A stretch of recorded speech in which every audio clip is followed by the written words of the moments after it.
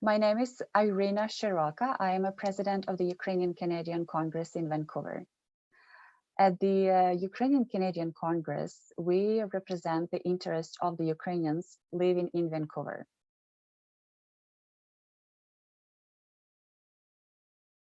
At the Ukrainian Canadian Congress in Vancouver, we oversee the projects that are focused on helping the newcomers, the temporarily displaced people fleeing the war, to find their new life in Vancouver. So we have two volunteer teams that are working and helping the newcomers to settle in the British Columbia, in the Vancouver area.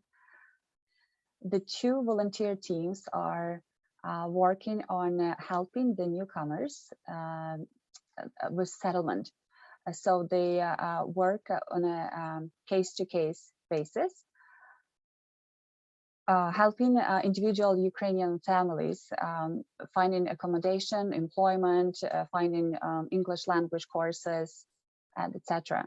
So they do a pre-assessment test before the Ukrainian family arrives here, and then they help them, they meet and greet them at the airport.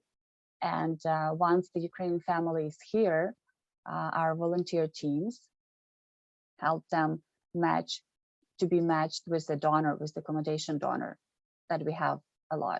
We've received lots of housing offers from non-Ukrainian community, from Ukrainian community, people just calling us, contacting us, offering their houses, their apartments, or a room or a basement suite.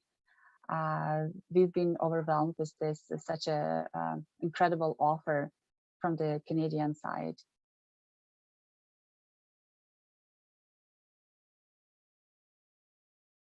One of our challenges is that the Canadian housing donors, they prefer vaccinated Ukrainians, vaccinated people.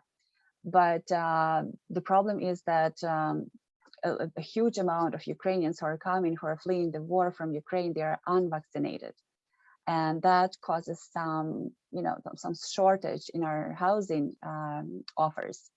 And of course, the housing offers, they are different because people have different expectations. And when we start contacting the donors, it appears that they can provide accommodation only for a week or so, or their expectations were different, or they were expecting to get financially reimbursed, like many cases. And at this point, we are very low on accommodation donors. We don't have many to go to for housing.